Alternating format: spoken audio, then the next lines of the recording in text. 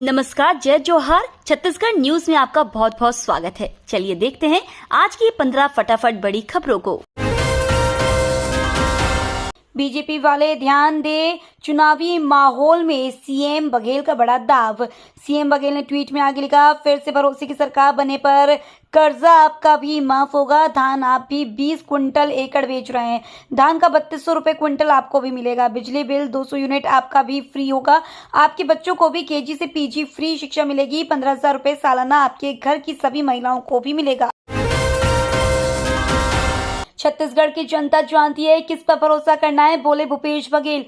मुख्यमंत्री बघेल ने कहा है कि छत्तीसगढ़ की जनता का पिछले 5 वर्षों में न केवल आत्मगौरव बढ़ा है बल्कि राजनीतिक चेतना भी बढ़ी है। उन्होंने कहा है कि अब छत्तीसगढ़ की जनता जानती है कि किस पर भरोसा करना है और कौन गारंटी के रूप में चुनावी जुमला फेंक रहा है। कांग्रेस की सरकार ने पिछले 5 साल में जो काम किए हैं, ये चुनाव उसी पर जनमत संग्रह है और हमें विश्वास है कि इसमें हम खरे उतरेंगे। छत्तीसगढ़ की इन 6 सीटों पर बीजेपी कांग्रेस में सीधी टक्कर। छत्तीसगढ़ विधानसभा चुनाव के दूसरे चरण के मतदान को लेकर अब प्रत्याशियों का डोर टू डोर जनसंपर्क शुरू हो गया है। प्रदेश की 90 विधानसभा सीटों पर चुनाव हो रहे हैं। इसमें पहले चरण की 20 विधानसभा सीटों पर मतदान की प्रक्रिया पूरी हो गई है। वहीं दूसरे चरण के 70 सीटों पर आज मतदान होने वाले हैं। छत्तीसगढ़ में सरकार बनते दिसंबर में फिर होगी दिवाली, बोले मनसुख मंडाविया।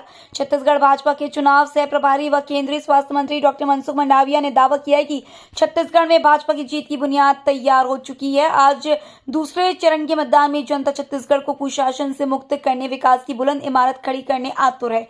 छत्तीसगढ़ में अंधेरा छट रहा है, सूरज निकलने वाला है, कमल खिलने वाला है। 3 दिसंबर को कमल खिलते ही जनता की फिर दिवाली होगी। छत्तीसगढ़ में दूसरे चरण के मतदान पर मिलेगी छुट्टी। छत्तीसगढ़ में विधानसभा चुनाव 2023 के मद्देनजर छुट्टी का आदेश जारी किया गया है। आज जहां वोटिंग होनी है, उन संबंधित क्षेत्रों में प्रशासन ने सामान्य अवकाश की घोषणा की है। छत्तीसगढ़ सामान्य प्रशासन विभाग द्वारा जारी आदेश के तहत 70 विधानसभा क्षेत्रों में सभी शासकीय कार्यालयों, संस्थानों में सामान्य अवकाश घोषित किया गया है। दूसरे और अंतिम चरण में 70 सीटों पर आज मतदान। छत्तीसगढ़ में हो रहे विधानसभा चुनाव के लिए 70 सीटों पर दूसरे और अंतिम चरण का मतदान होगा। इसमें 1,63,00,000 से अधिक मतदाता मुख्यमंत्री भूपेश बघेल, उप मुख्यमंत्री टी.एस. सिंहदेव, राज्य के 8 मंत्रियों और 4 सांसदों समेत 958 उम्मीदवारों के भाग्य का फैसला करेंगे। मतदान की तैयारी पूरी हो गई है। मतदान दलों को मतदान केंद्रों के लिए रवाना कर दिया गया है। छत्तीसगढ़ में अब वोटरों की बारी। बघेल और टी.एस. सिंहदेव समेत कई दिग्गजों की किस्मत का करेंगे फैसला। मतदान को शांतिपूर्ण संपन्न करवाने के लिए सुरक्षा के कड़े बंदोबस्त किए जा रहे हैं। राज्य की मुख्य निर्वाचन अधिकारी रीना बाबासाहेब कंगाले ने यह पत्रकारों को इसकी जानकारी देते हुए बताया कि इस चरण के 70 विधानसभा क्षेत्रों में कुल 958 उम्मीदवार अपना भाग्य आजमा रहे हैं, जिनमें 827 पुरुष, 130 महिला और 1 तृतीय लिंग है। उन्होंने बताया कि इस चरण के मतदान के दौरान प्रदेश के 1,63,14,469 मतदाता अपने मताधिकार का प्रयोग करेंगे। छत्तीसगढ़ में सरकार किसी की भी बने, किसानों और महिलाओं की रहेगी बल्ले बल्ले। कांग्रेस की प्रति एकड़ 20 कुंटल धान खरीदने की घोषणा की है, तो भाजपा ने 21 कुंटल प्रति एकड़ का दाव खेला है। भाजपा ने 3,100 रुपए प्रति कुंटल की दर से भुगतान करने का वादा किया है, तो कांग्रेस ने 3,200 रुपए की दर तय की है।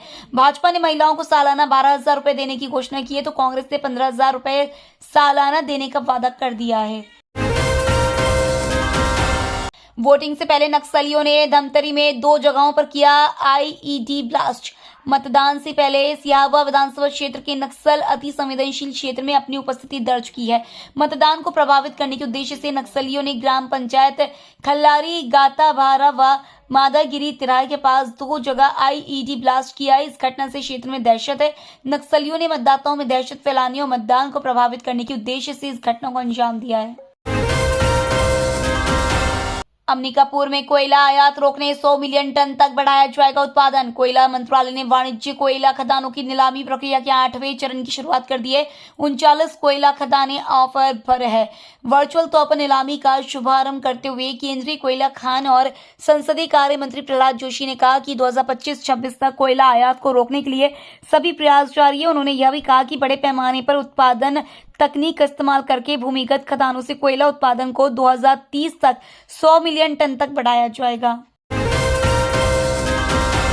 अब ट्रेनें नहीं होंगी late. 383 kilometre railway track automatic signal प्रणाली से हुआ लैस। दुर्घटना की आशंका और ट्रेनों की लेट लतीफी को खत्म करने दक्षिण पूर्व मध्य रेलवे जोन ने रायपुर और बिलासपुर मंडल के दादापारा, वेल्हा, अकलतरा, गुटकू, चांपा से गेवरा रोड, नागपुर से भिलाई तक 383 किलोमीटर रेलवे ट्रैक को ऑटोमेटिक सिग्नल प्रणाली से लैस कर दिया है। ऑटोमेटिक सिग्नल प्रणाली सिस्टम लगने से अब कई ट्रेनें एक ही ट्रैक पर आसानी से आवाजाही कर सकेगी। छत्तीसगढ़ के बस्तर में पानी की दिक्कत, हैंडपंप सालों से खराब। छत्तीसगढ़ के बस्तर जिले में शहरी क्षेत्रों के साथ साथ ग्रामीण क्षेत्रों में भी लोगों को पेयजल की समस्या से जूझना पड़ रहा है। खासकर ग्रामीण अंचलों में पानी की समस्या को लेकर काफी बुरा हाल है। इन गांवों में सभी घरों तक पानी पहुंचाने की सरकार की नल जल योजना भी पूरी तरह से फेल साबित हो रही है। रायगढ़ में मतदान में खलल डाल सकते हैं हाथी, थर्मल ड्रोन से रखी जाएगी नजर। आदिवासी बाहुल्य क्षेत्रों में हाथियों की मौजूदगी के आधार पर संवेदनशील मतदान केंद्रों का निर्धारण होगा। रायगढ़ जिले के धर्मजयगढ़ वन मंडल के 3 रेंज छाल, बोजिया और एडू वन परिक्षेत्र में 70 हाथियों का समूह विचरण कर रहा है। ऐसे में वन विभाग का पूरा ध्यान हाथियों के समूह पर टिका हुआ है। चुनाव के बीच 33,000 लीटर शराब जब्त, सरकारी दुकानों पर भी हो रही चेकिंग। छत्तीसगढ़ में विधानसभा चुनाव 2023 को लेकर चुनावी शोर थम चुका है। अब छत्तीसगढ़ में दूसरे चरण का मतदान आज होगा। इससे पहले पिछले 1 महीने में छत्तीसगढ़ आबकारी विभाग ने चुनाव के दौरान 33,000 लीटर अवैध शराब पकड़ी है। इससे आप यह अंदाजा लगा सकते हैं कि छत्तीसगढ़ में कितने बड़े पैमाने पर शराब की हेराफेरी की जा रही है, जिस पर आबकारी विभाग ने बड़ी कार्रवाई की है। 20 साल बाद वर्ल्ड कप फाइनल में भारत और ऑस्ट्रेलिया आमने सामने। भारत और ऑस्ट्रेलिया के बीच 19 नवंबर को वर्ल्ड कप का फाइनल मैच खेला जाएगा। भारत के पास 20 साल पुराना बदला लेने का सुनहरा मौका है। दोनों टीमें साल 2003 में एक दूसरे के खिलाफ खेले थे। तब सौरव गांगुली की कप्तानी में भारत खिताब जीतने से चूक गया था। कंगारू टीम की कप्तानी रिकी पॉन्टिंग के हाथों में थी। ये तो थी आज की बड़ी खबरें। डेली खबरों से अपडेट रहने के लिए चैनल सब्सक्राइब करना बिल्कुल ना भूलें। धन्यवाद।